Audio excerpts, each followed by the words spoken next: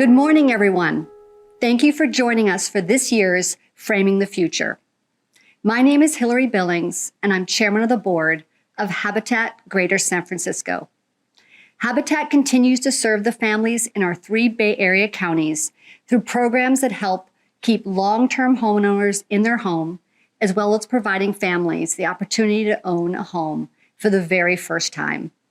Every day I'm astonished by how far we've come, especially in the last few years when the headwinds against us have been so strong. Thank you from me and from our entire board. We could not do this important work without you. I want to thank my fellow board members at Habitat, the Habitat staff, and all of our committed supporters. We hope what you will learn about our future plans today will leave you feeling as inspired as we are.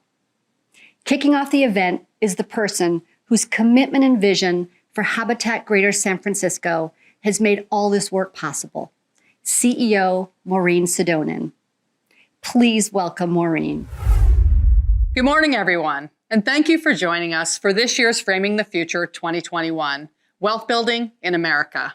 And please join me in giving thanks to our very generous supporters and corporate and business partners and many other families and individuals and organizations who have already generously supported this event.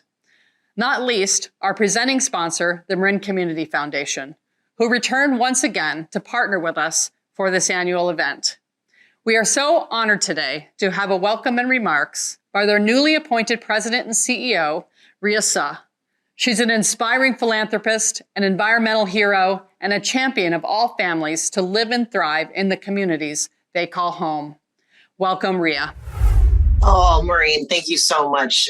It's really one of the best aspects of this new job at the Marin Community Foundation is learning about our longstanding partnerships with so many important nonprofits in the Bay Area. And Habitat for Humanity is really right on the very top of that list.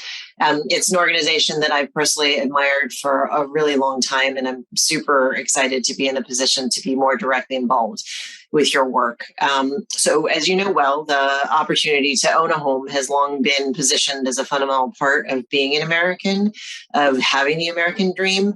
But unfortunately, the ability to own one's home has been out of reach for too many people.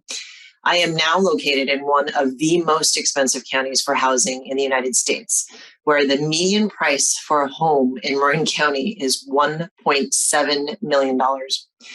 So how can we expect to have a vibrant, diverse community when only a few people can afford to live here? So the short answer is that we can't. And that's where your role, that's where Habitat's role becomes so critically important. So next year, Habitat will host a groundbreaking ceremony for an 80-unit development in Novato. And groundbreaking it is. It's going to be the largest affordable housing project in Marin's history, the largest, providing homes for up to 500 people who work and participate in the community. It's going to be created with the environment in mind, being green certified and rated with solar energy, a low carbon footprint, and in close proximity to public transportation.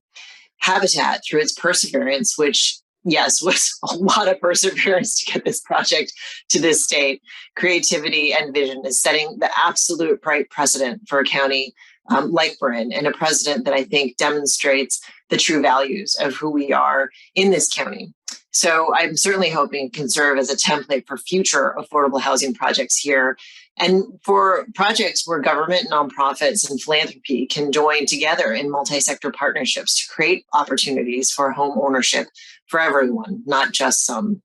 So, Maureen, congratulations on this incredible achievement. And I'm just so looking forward to working with you on the project and more projects in the future.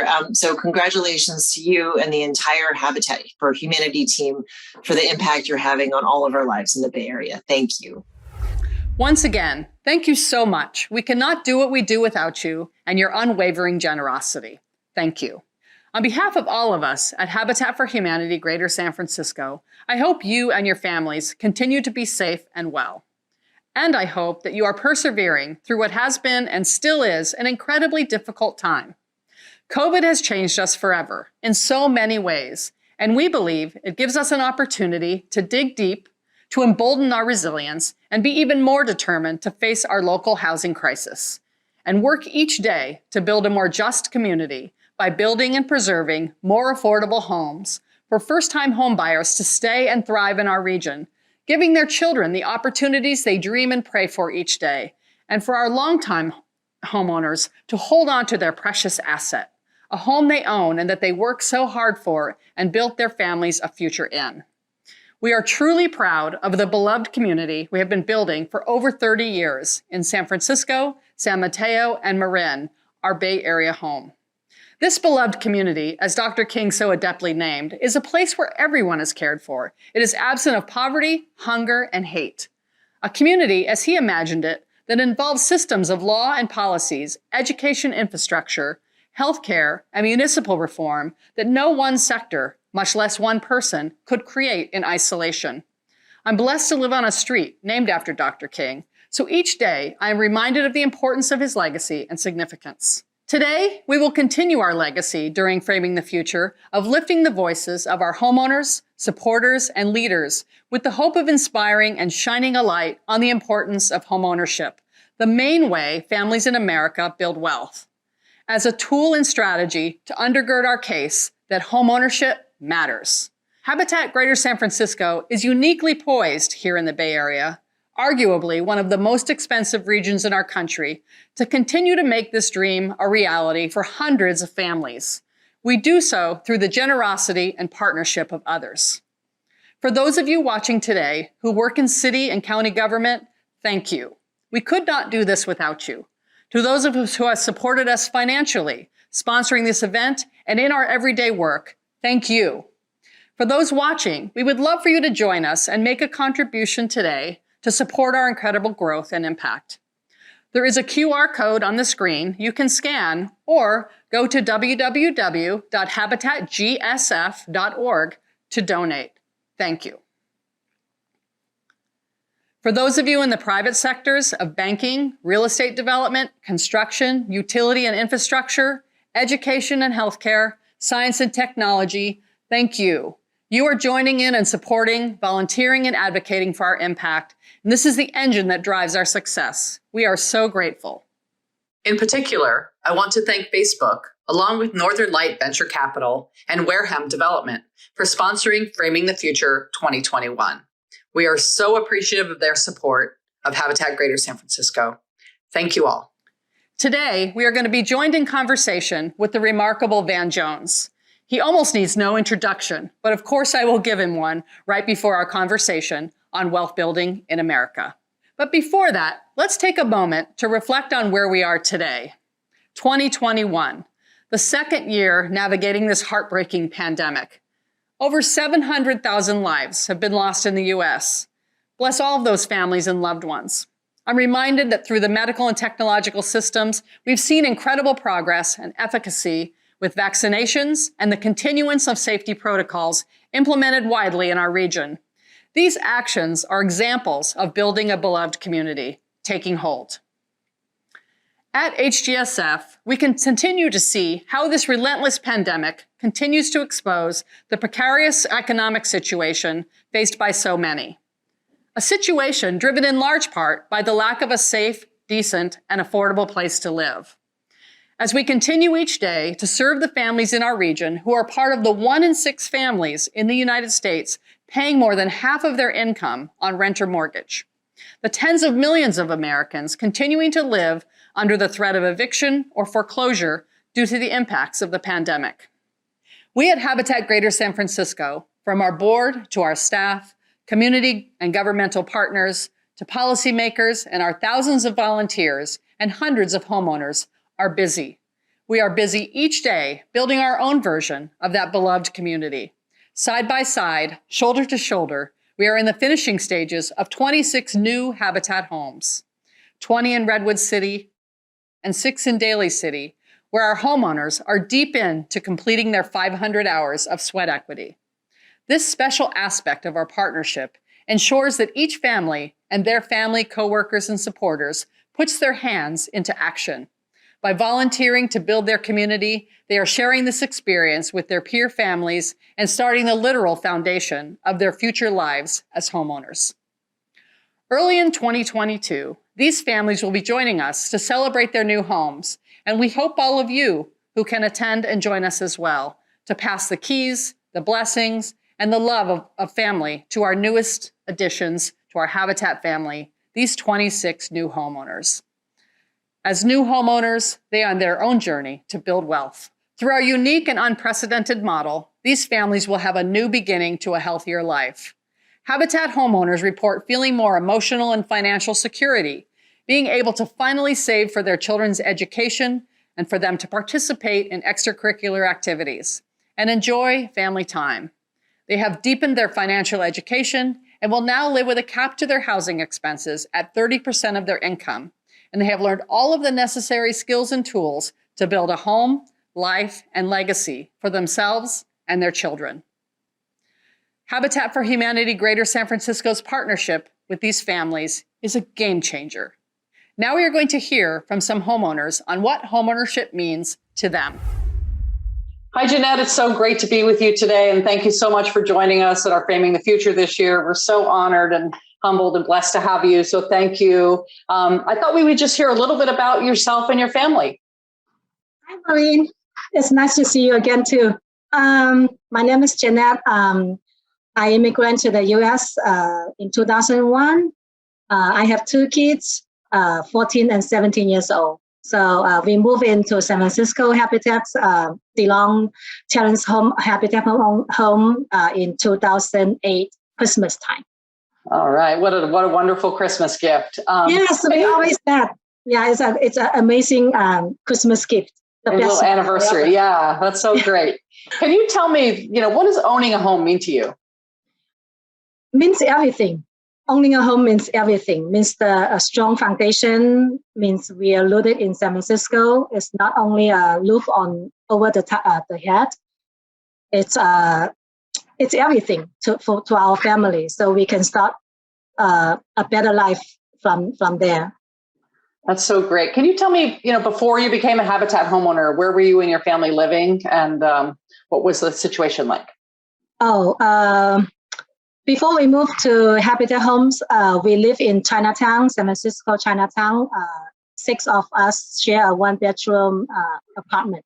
So there's no privacy. And then the kids is have their playmat on the floor. It's very tiny one. Yeah. Yeah. So like so many hardworking families, people, because the region is so expensive, are, sort of left with, overburdened housing prices and have to live in much smaller spaces. So we're so glad you were able to, have a home and not only become a homeowner, which is one of the things that makes Habitat unique, but also have the space where your kids can thrive and grow up. And it sounds like, look at them, they're senior and freshman in high school, they're just ready to take on the world. And so that's so exciting.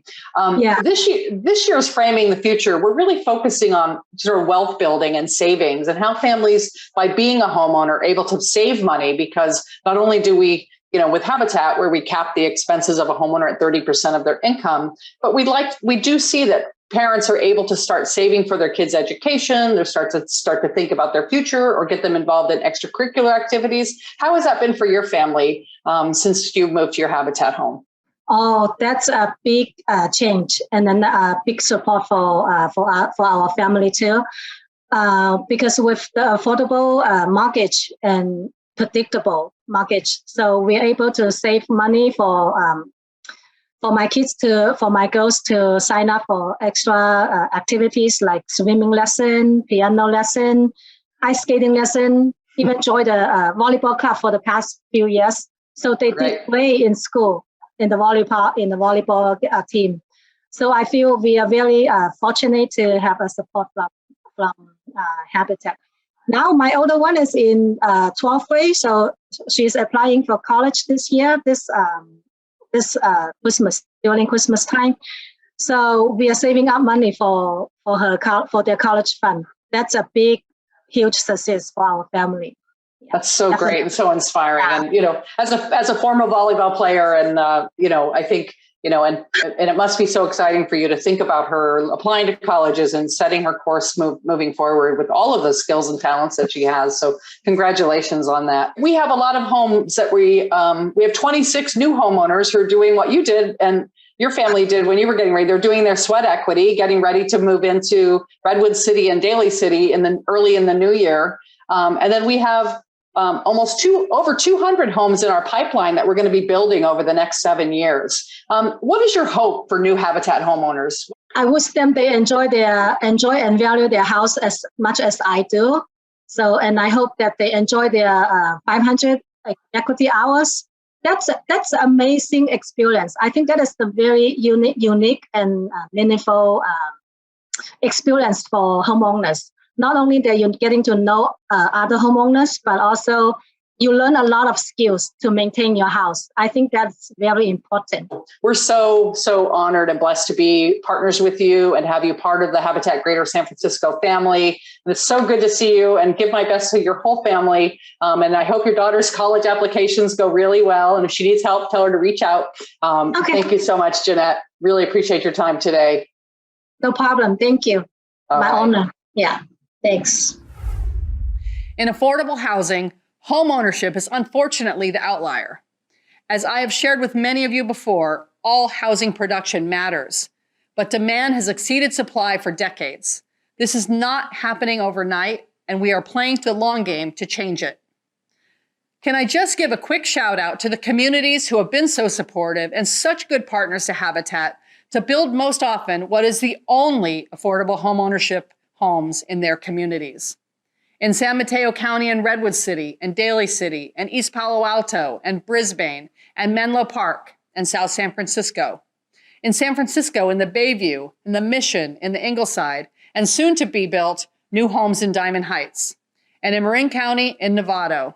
So much rich history with so many great partners in cities and counties. You are our heroes. Your partnerships, your thoughtfulness, your out-of-the-box thinking and adaptations to partner with Habitat Greater San Francisco. Thank you. HGSF is ready to continue our journey to scale. We are on a path to double our impact in the next 6 years, and we need you now more than ever. Our board recently approved another project in our portfolio of homes. 33 Habitat homes will be built in Redwood City. We are in the entitlement phase, and we are thrilled to be partnering with a world-class developer who has been a unique and wonderful and critical partner to HGSF. Habitat has such deep roots in Redwood City, and we are over the moon to be finishing our current 20 homes and moving forward in the next 33. It truly takes a village to create a beloved Habitat community. To all of you, your advocacy matters. Your welcoming is key. We are in several conversations with cities across our region to help be the solution they are seeking to the housing crisis. We are so excited and ready to bring Habitat and the beautiful and beloved communities of Habitat to your town. As I said earlier, all housing matters, but remember, home ownership builds wealth, and therefore it provides a unique and high-impact opportunity that will be felt for generations. Homeowners are taxpayers. Homeowners volunteer more. Homeowners plant roots, and homeowners stay. In our crazy expensive region that we all love so much, we need more homeownership, and you are leading and taking risks with us to make this happen. This year, through leadership of local city leaders, county boards of supervisors, and our housing leaders and heroes in Sacramento, we had a banner year in affordable housing legislation. 27 housing bills representing bipartisan legislation to expand housing production in California, hold local communities accountable to produce housing, to streamline the permitting process, and to increase density to create and allow more inclusive and vibrant neighborhoods across our state. This suite of bills has now been signed by our governor and will not only address our housing crisis, but will take the lead on issues of climate change, promoting and encouraging denser housing that is transit-oriented and closer to job hubs, a critical element in limiting California's greenhouse gas emissions, and will be embraced by Habitat Greater San Francisco in our efforts for green building. It is legislation that is we-oriented, not me-oriented. It's yes in my backyard, not no. Through the work of tireless housing advocates, we have brought forth the voices, minds, and solution-oriented approaches to move the needle even more. What does this mean to Habitat? We are building a dialogue and voices to push and promote, unapologetically shout for the funding and policy miracles to include the production and preservation of affordable homeownership. As leaders, we are ready to accept this challenge, to disprove the doubters, and join together to lead the movement for wealth building and ownership. Please support your local Habitat directly to do this life-changing work. Leave your legacy in your backyard. Habitat is committed to continuing to use the ubiquitous strength of our brand, the courage of our conviction, and we thank all of our supporters and stakeholders as they join us at decision-making tables through letter writing and emails, and yes, phone calls, to promote affordable home building and champion affordable home ownership. Once again this year, I have to pay tribute to our construction team, who's been working tirelessly each day throughout this pandemic and shutdown to feverishly build our new homes on track and stay focused on getting families into them as soon as possible. I can't say enough how humbled and grateful and inspired we are to do this life-changing and beloved community building work. We have an incredible conversation coming up with the one and only Van Jones, and so appreciate you taking your time to generously support our home building and preserving over the next year and beyond. Janice, it's so great to be with you today, and thank you so much for joining us at our Framing the Future this year. So excited to have you. We're just going to have a little dialogue and have you tell me a little bit about your experience as a Habitat homeowner. So can you tell me a little bit about yourself and your family? Hello, Maureen. Thank you for inviting me. It's just an honor, and I'm really happy to be here and share my time with you. Well, about me and my family, I've been happily married for 32 years. Congratulations. I have 3 kids, and we came to the U.S. From the Philippines in 2005. And that was my wife was 7 months pregnant with my youngest, and when we came here, we stayed with our with my sister in a 2-bedroom in-law. Oh. There were 6 of them, and there were like 4 of us, so it's really ramped. But she was really kind enough to get us in and have us stay there for almost 3 months. So great. Well, that's lovely and wonderful. We're so happy to have your family as part of our Habitat family now. Yes. Can you tell me a little bit, Janice, about what it means to own a home? Well, for me, owning a home is a dream. It's a dream for me. Me as a father, I work hard to provide for my family, and it's really important for me to give them a shelter so that they can feel safe and cared for. Yeah, no, I know. That's like, so many of us as parents, we want our kids to feel safe and to feel successful and to have a place where they can study and play and we can have family time. So can you described your housing situation before, and so moving to this home must have been quite a dream, but how long have you been a Habitat homeowner? Oh, I've been a Habitat homeowner for 8 years now, since 2013. Oh, fantastic. Yeah, it's beautiful. I love it. I love it here. Oh, that's so great. It's really a blessing. This year, and you have 3 children, so this year, Framing the Future, we're really focusing on housing and affordable home ownership and how it helps people do wealth building, because we know in America that it is a dream to own a home, and most people, especially in our region where the average home price is over $1.5 million, it's very hard for families to be able to do that. But, with Habitat homeowners, we're so excited because they actually can begin to start to save and be able to pay for things for their children to be able to participate in extracurricular activities and all the things that when you're really rent burdened, you can't do. And so homeownership really does move the needle for our homeowners. And I'd love to hear from you, how has your family been able to, really use your home as an anchor to be able to start to save and think about kids' education or activities or other things that benefit your family? Well, so my eldest, so she studied in San Francisco State University, which is like a close proximity from our house. Yes. To just take the BART and just the bus. And just she finished her education. Like she became an engineer. Congratulations. And, yes, she bought her own house in Oregon. Oh, So so great. she moved there with her new family, and we visit her sometimes. But how it helped her is, I can see that students, they have like student loans. There are two really big, really huge student loans. My daughter, when she graduated, she only has like $2,000 as a student loan. She uses our house, Right. and she's not renting or anything. And then food and shelter, she has it. Um, and this home has really helped her, develop and be able to finish her studies as she wants to.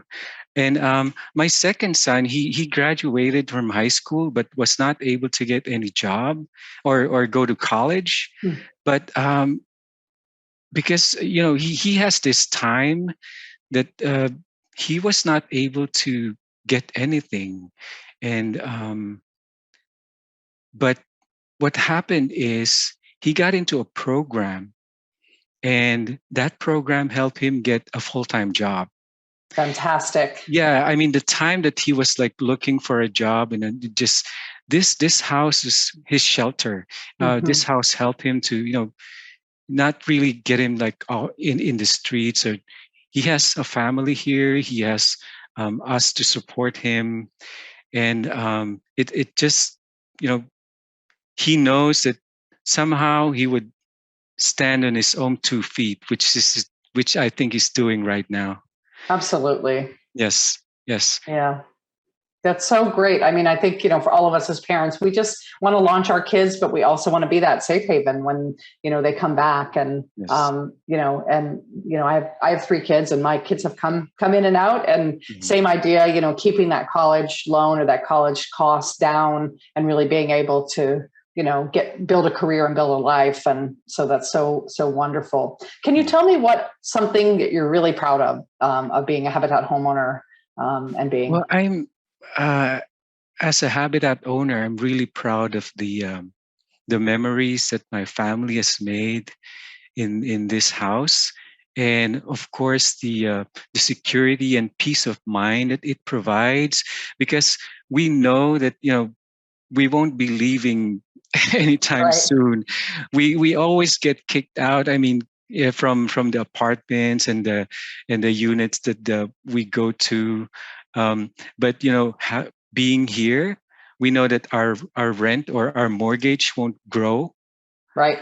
It'll just stay like that until we finish paying, and it's really affordable, and That's so great. And the yeah, and neighbors are really nice. oh, that's so great. I mean, that's one of the things we love so much, right? You get to build this community with people, and then you live there. And then with Yes. capping your mortgage at 30%, you're able to save. Oh yeah. But you also are investing in yourself. So your wealth building comes from, your Habitat home. And when you can live there forever. And then if you Yes. choose to not, if you choose to move, you sell Yes. it back to us, and you get all of the dollars in principal that you've paid in your mortgage as your equity. And so it really is a great proposition for folks who want to do that, and for people who don't and want to stay and age in their homes and make it that place where everybody comes back, just like so many people in America. It's so fantastic to sort of have Yes. this partnership with you. So thank you. Yes. I get, you know that we have 26 homes that we're going to be moving homeowners into early in the new year, 20 in Redwood City and 6 in Daly City. And then we're breaking ground on 2 new projects, 8 in San Francisco and 80 up in Marin. So we're going to have a lot of new Habitat homeowners joining our circle soon. What's your hope for a new Habitat homeowner? Well, first, for those applying for a Habitat home, I would advise that they be patient and be honest. It is a long process, but the result is getting your own home and enjoying it for the rest of your life. Right. And for the new homeowners, it is my hope that they remember how they got here, and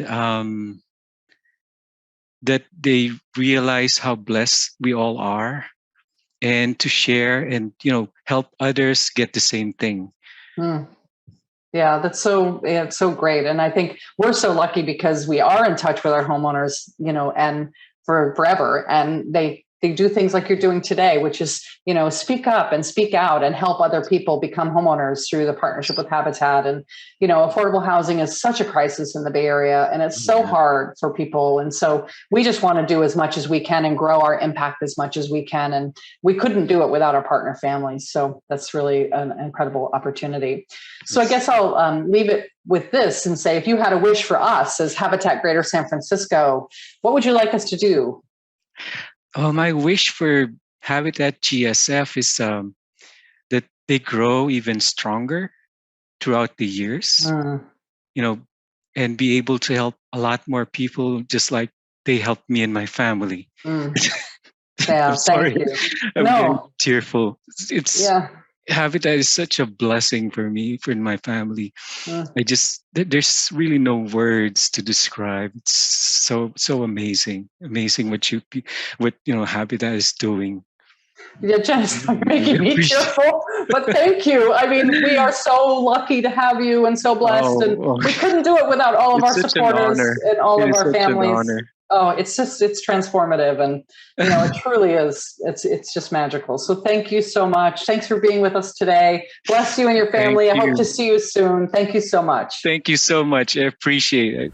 What a year it has been. So much heartache and hardship, and so much hope, juxtaposed often as the bitter and the sweet journey for all of us. At HGSF, we are incredibly blessed and grateful for all we have accomplished and the foundations we have built to increase our impact in every area and every way across our organization. In our fight to magnify and amplify homeownership opportunities, we have been in deep study and examination of what wealth building means in America. Not the kind of wealth building done by generational wealth or by the luck of an incredible IPO. The kind that most Americans count on to build safety and security. The kind that most of us, if we are blessed and fortunate, either through a hand up from a family member, the ability to save more than we earned over time, or an unpredicted life event that changed our narrative, had one of these opportunities, and as a result, we became homeowners. In California, the impact of this opportunity, and in particular for families of color, is simply not availed.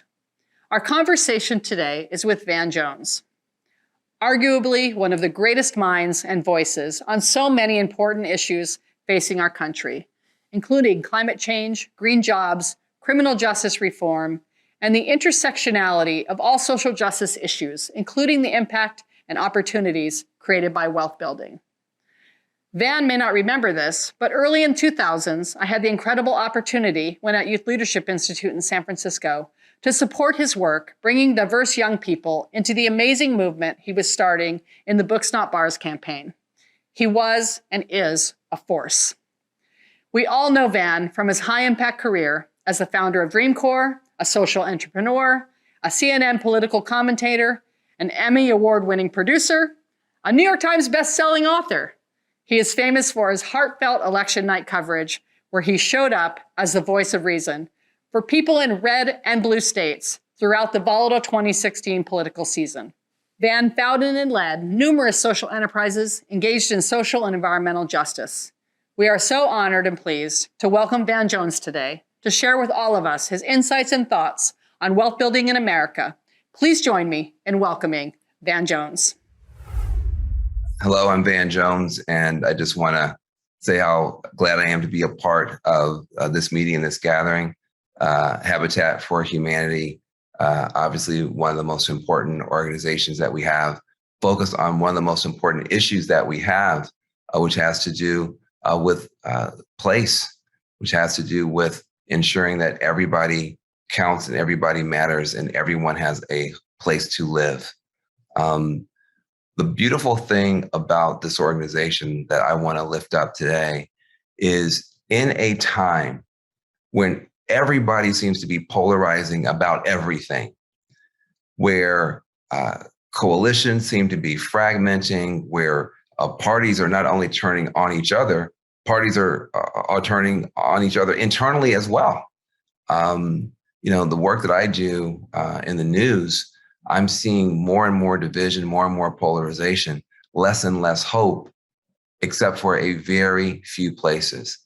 And somehow miraculously, beautifully, quietly, this organization has maintained that beauty and that dignity and that integrity that it always has. The storms have not blown it off course.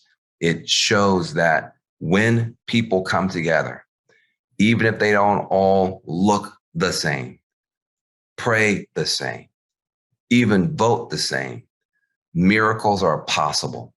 Miracles are possible. We need each other. That's the truth that puts a lie to all the divisive rhetoric from all corners that you hear today. There are people who honestly seem to believe that if you can just convince enough people that the other party is wrong, or the other racial group is wrong, or the other region is wrong, or the other economic group is wrong, that once you've assigned the blame and delivered some shame, that the country's going to be better. And we're just one more round of insult away from a positive breakthrough in the country. And it's a lie. And it's a lie for one reason. The truth is that we all need each other. When it's time to build a house, when it's time to build a neighborhood, when it's time to build a nation, everybody counts, everybody matters, everybody's hands are needed, everybody's minds are needed to do a good job.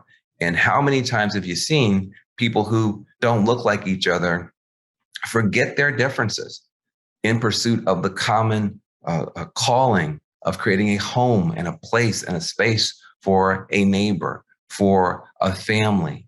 Our differences seem very, very big when we're far from each other, when we're yelling at each other through social media and cable news, or not even yelling at each other, talking about each other, not even talking to each other. The differences seem very, very big. But the closer you get to the real problems of powerlessness and poverty and deprivation, the smaller those differences appear, and the greater respect and appreciation we have for somebody who might vote differently, but man, they know how to use those tools. They know how to figure out the financing. They know how to bring that sandwich. They know how to help. That's what's needed. The medicine that's needed is the medicine that you're offering, that you're bringing. And I just want to encourage you to keep on doing that because it's necessary. And if we don't have these repositories and reservoirs and wells of goodness, unalloyed goodness in the country, then the desert that so much of society is becoming will ultimately prevail over all. I do not believe that we have to continue to go the way that we're going. I think that we can turn back to each other in a crisis, and we have many crises now. In a crisis, you're either going to turn to each other or you're going to turn on each other. Too many people want us to turn on each other.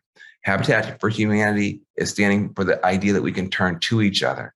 And the reason it can stand for that is for the very simple reason, the very simple truth that humanity needs a home. Humanity needs a home. And Habitat for Humanity is providing that and much, much more every day. I appreciate being a part of this gathering. Thank you, Van. That was amazing. And thank you so much for sharing your vision on wealth building in America. Has your perspective morphed or changed over the last 19 months with COVID? Well, I think everybody is in a different place. I mean, I feel that, the virus was here to teach us a lesson. If you look back at the old biblical scriptures and that type of stuff, whenever there's a plague, there's some lesson there. And I feel like the lesson was about oneness and about wellness. We got to take better care of ourselves. We got to take better care of each other. We're all connected. The virus was very smart about just going from person to person to person. It didn't ask who you voted for. Didn't ask you, just, went from person to person to person without any respect to the differences. We need a movement for empowerment that acts the same way, that includes everybody and reaches everybody. So I do feel that I'm in a different place. And I also think, and that people, this idea of home just came to mean something much more profound during the pandemic. Home being not just this idea of, I rent here or I'm paying my mortgage here. Like, I have my life and being here. This is, this is a container for my existence, and my existence is precious. And I think that people coming out on the other side of this pandemic, you see people moving some people move from the city to the country, some people move from the country to the city. Right. People are making different choices, and those much more powerful and empowered choices need to be matched with opportunity to choose the home that works for you and for your family. Yeah, I think I always remind people, like, make sure you kiss your babies and love your space. And, I think for us at Habitat Greater San Francisco, we're so proud to be in the home ownership space, particularly for low income folks, and that kind of equity building that comes from that, and helping, as we know in America, one of the dreams is, right, I want to own a home because it's going to help me be economically mobile. It's going to create legacy and roots and, security for my children. We see time and time again that, 95% of all the funding that we put to affordable housing goes to rental. And so doesn't always help folks get that kind of opportunity to really live that dream and to really be able to do it. And I know for us, that's that's what gets us up out of bed in the morning, is to make sure that we're creating those opportunities and producing those homes. If you, had some advice for us to try to, move the public narrative, I mean, you're such an incredible influencer, what might that advice be to help us as we try to elevate this message of why it's so important to make equitable ownership for everyone in our community and in our country? Well, I think it's just important for people to know the history here. Home ownership is such a big deal, especially for, say, the Black community. We were redlined out of being able to own. There's certain communities, no matter how much money you had, no matter how high you went up in your profession, no matter what your character was, you could not buy in that neighborhood no matter what. There were covenants enforced by courts that kept people out. And that's why whenever you see an African-American who's successful, maybe they're a sports figure or an entertainment figure or a business person, the first thing they'll say is, I'm going to buy my mama a house. They don't say, I'm going to rent my mom a house. They don't say, I'm going to buy my mom some stocks and bonds. They say, I'm going to buy my mom a house, because that is how significant that achievement is for people. It means a lot. It represents a lot. It represents stability. It says I matter. It says I'm a real person. I'm a citizen. I'm a taxpayer. I belong here. It's very important. And I think that we have to remember, these dollars that come out of, for economic development, for community development, they can be used in a number of ways. But the outcome, when that dollar is spent, when that building is built, when the hammers, go away and the trucks pull off, those outcomes last for generations. If it's only rental property, that's one kind of neighborhood. If people can actually buy and belong someplace, that's a different kind of neighborhood. Not to say there's anything wrong with renting, but it is to say that we need to have the options and the choices. And I think we have to lift up much more aggressively those kind of truths and realities. Yeah, couldn't agree more. So you have spent your career, and I've followed a lot of your career, which thank you for everything that you've done. But you've really shined a light on injustices and systems in our country, and you've really helped advance mutual agendas and needs, like workforce training and the environment, and as it's often called the injustice system, and how to reform that through green jobs and banning the box and and so many programs like that over the years. What are a couple of key elements that you can think of in these sort of intersectional campaigns and actions that you think we could learn from in housing? And in particular, like, what's some economic equity building, through things like homeownership that you just talked about, that also could be intersected with some of these issues? So as we're fighting an issue, we're also, we're trying to do this in green building, obviously, and look at, how that's affecting climate change. But what is some of that intersectionality that you might shine some light on for us? Well, I was going to point out that, when you're building buildings, you're affecting the planet and you're affecting people. There's nothing more impactful of both than building. The materials that you use that has an impact. Are you using bamboo, which is a grass that grows back, or are you using old growth lumber, old growth timber? Those are very different impacts to build a building. Is there solar or not? Do you have clean, non-toxic insulation and paint that's safe for kids or not? You start affecting the environment. You start affecting public health by all of those choices.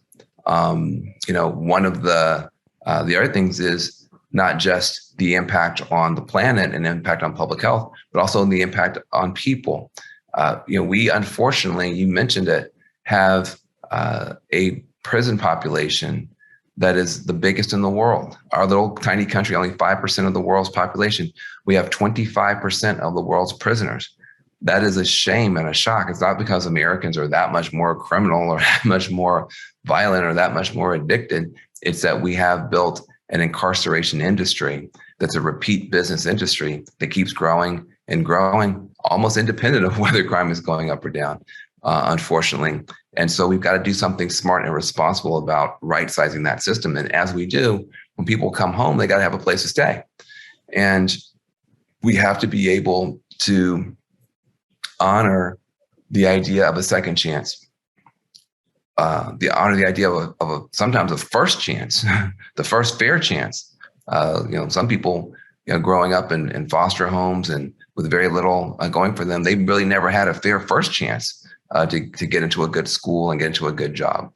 And so we've got to be more willing and more excited to house people who are coming home from their experience of incarceration. I appreciate you lifting that up.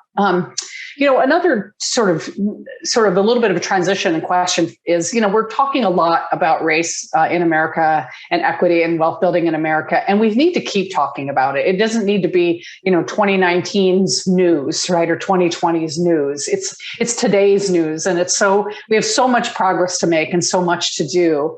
And part of that, we're proud to say that 85% of our Habitat homeowners in our region in San Francisco are people of color, and that just kind of blows out all the statistics of anywhere else, who's building these kinds of homeownership opportunities. So we're really proud of that. But we also know that, we're, as we said earlier, the funding priorities or the policy priorities, I still come across CC&Rs where there's racial covenants that are not legal and we need to remove, but somehow they haven't been removed yet and they need to be removed. So I'm wondering, if you were in charge, Van had the wand and was ready to go and say, here's the things we need to do. What are 3 or 4 things that you would do first to change some of these necessary policies and priorities for our country? Well, everything starts with education. I don't mean just the school system. We have to educate each other. Listen, especially in the Bay Area, the United States of America, we are the most diverse nation in the history of the world. We got every color in the Skittles bag. We got every Muppet in the Muppet Show. We have every kind of human being ever born in one country, in one region. And the crazy thing is, we mostly get along. We forget that. We mostly get along. Yeah, we fuss and fight a little bit, but I've been to countries where they have only 2 ethnic groups and they fight all the time. And then kill each other in the streets. 2 ethnic groups. I think you come to the Bay Area, you got 30 languages spoken in the public schools alone, and we mostly get along. And yet it's a constant process of us continuing to educate each other more and more so we can get along better and we can do more together and we can, have more success for our children. But this is the key. I do think it's important that we try as best we can to keep a good spirit. This is soulful work.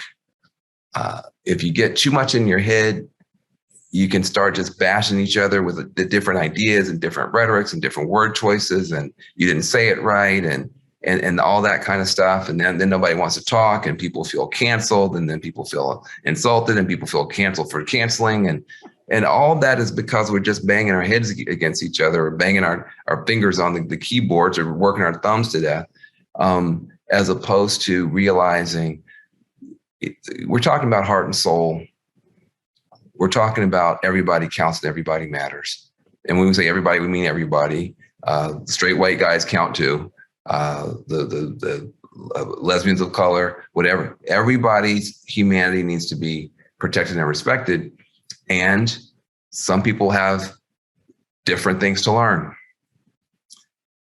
The goal has to be that we end up with all of us winning more, all of us having more places we can go and contribute and learn and be appropriate with each other and be helpful to each other.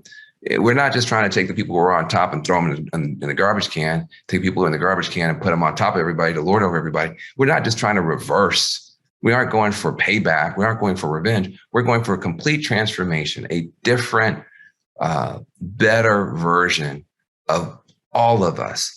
If you're a conservative, there's a compassionate conservative tradition in this country that you can respect and uplift. If you're a progressive, there's a compassionate, smart, innovative, progressive tradition that doesn't have anything to do with canceling folks. It has to do, and calling people out, it has to do with calling people in and calling people up, the way that Dr. King and Ella Jo Baker and Fannie Lou Hamer did in the days. That we all got to get back to the best in our traditions so that we can bring the best out in each other. That's got to be the goal. And sometimes we get away from that. And it's heartbreaking to me because I hate racism. I hate sexism. I hate all the bigotries and all the biases. But I know for sure that Dr. King was right, and Ella Jo Baker was right, Fannie Lou Hamer was right, Bayard Rustin was right, John Lewis was right, Diane Nash was right when they taught our community that we're going to fight hate with love. We're going to fight intolerance with empathy. Sometimes you fight fire with fire, but you never fight fire with fire in the nursery where everybody you love is sleeping. There you fight fire with water. This country is a nursery for all of our children, all of our grandchildren. We don't want to fight fire with fire here. We want to fight fire of hatred, the fire of bigotry, the fire of intolerance. We want to fight that fire with water, the water of enlightenment and empathy and wisdom and kindness. Doesn't mean water can have force now, but I'm not saying it's all lovey-dovey, but it should be as loving as it can be, because at the end of the day, we all have to be here together.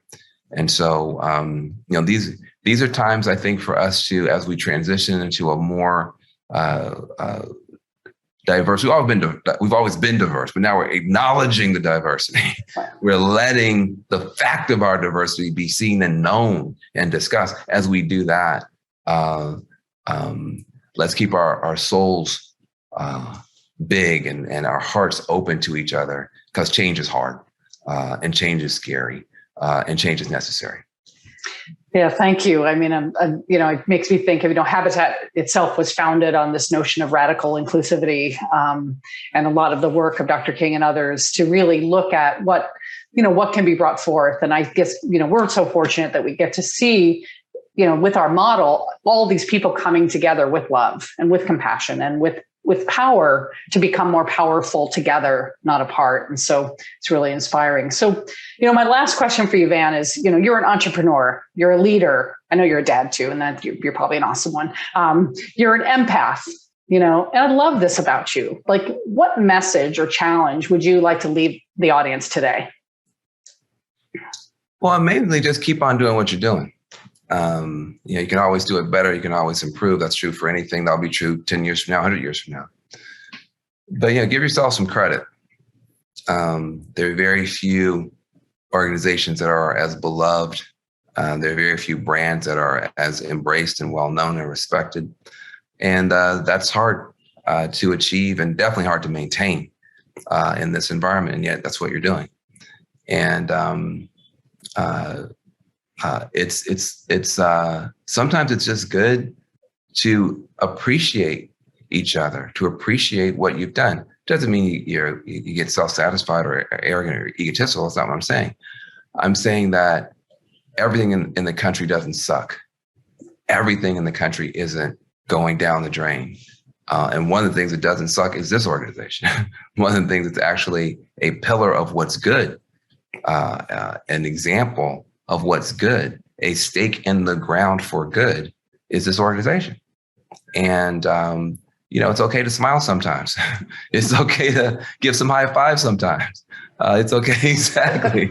It's okay, to give some pounds on the back and say, hey, listen, sometimes it's the sky is dark, but we got some stars shining brightly.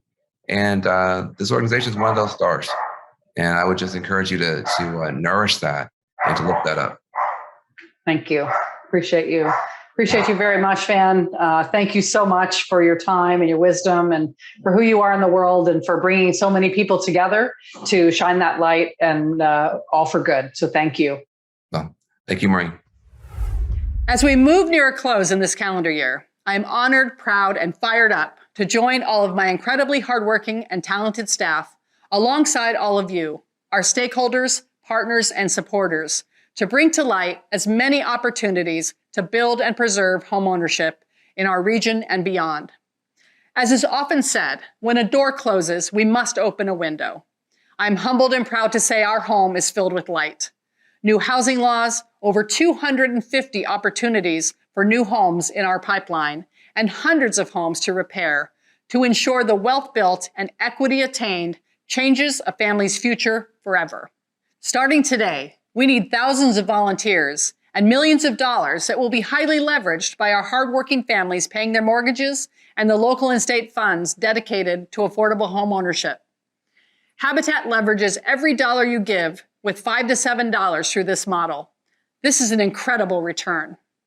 We need your time, your talent, and your treasure to build our beloved community.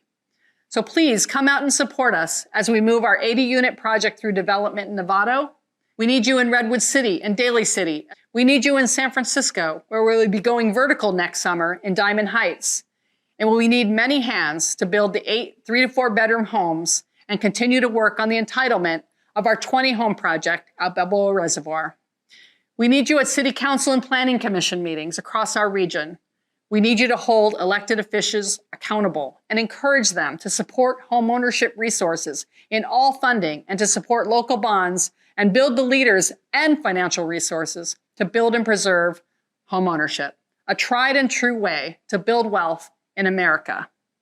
And remember, please scan the QR code on the screen or go to habitatgsf.org/donate to make a donation to support this important work in the Bay Area. Your support ensures your resources and philanthropy build homes right here in your backyard. So other families in San Mateo, Marin, and San Francisco have the same opportunities your children had or are having. Habitat families are your teachers, daycare workers, hospital workers, domestic supporters. They, like you, want to build and thrive in our beautiful Bay Area and all it has to offer. They want to join you in building their family a future. I want to once again thank the Marin Community Foundation for being our presenting sponsor and all of our other corporate sponsors for their generous support. I especially want to thank Salesforce and SweetSpot, whom without their support for today, it would not have happened, literally. And most of all, I want to thank you for joining us today. I hope you've had a wonderful rest of your day, and thank you in helping us build wealth in America, building a beloved community here at Habitat Greater San Francisco. I do sincerely hope by next year we can be together in person, celebrating even more pipeline projects coming to our region. Goodbye, be well, be safe, and be active from all of us at Habitat for Humanity, Greater San Francisco. Thank you.